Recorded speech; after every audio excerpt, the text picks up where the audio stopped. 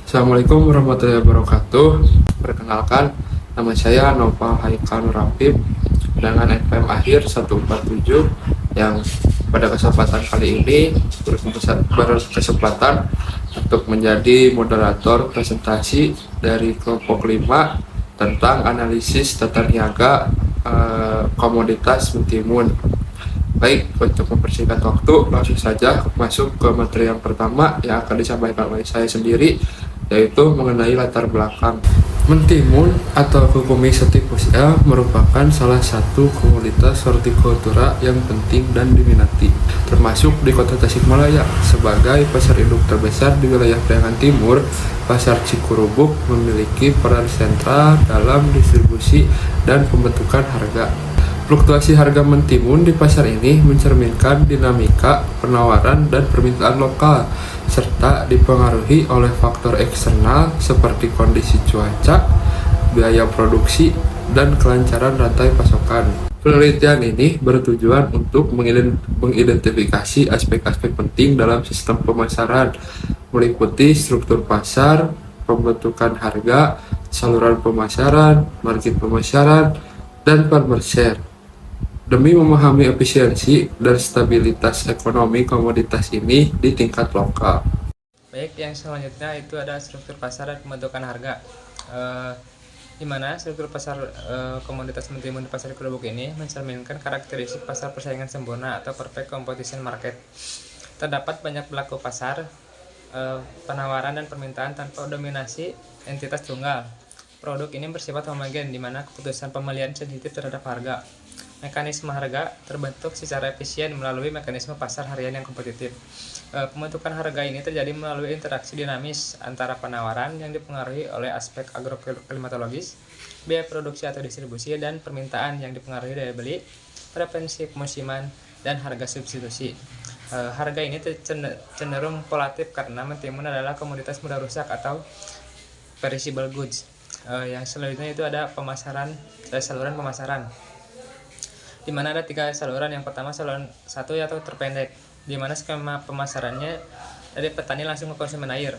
Petani menjual langsung, seringkali menggunakan media sosial atau sistem pre-order. Yang kedua saluran 2, di mana petani ke pedagang pengecer terus ke konsumen air. Ini melibatkan satu pedagang perantara atau pengecer. Petani menanggung biaya minimal atau karung dan transportasi rendah. Yang ketiga saluran ketiga atau yang terpanjang, di mana petani ke pedagang pengepul, terus ke pedagang pengecer hingga ke konsumen akhir.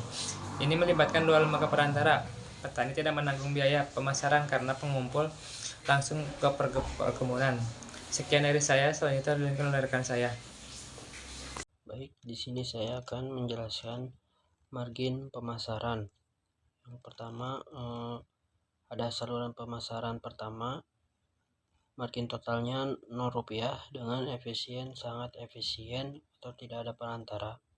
Yang kedua saluran 2 dengan margin total Rp1.500 dengan efisiensi sedang, margin pengecer 1.500. Yang ketiga saluran 3 margin totalnya 2.500 dengan efisiensi kurang efisien, margin pengumpul 1.000, pengecer 1.500.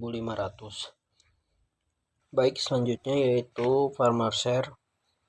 Yang pertama ada saluran pertama, harga di petani itu 8.000 per kilo, harga di konsumen 8.000 per kilo, dan farmer share-nya 100%.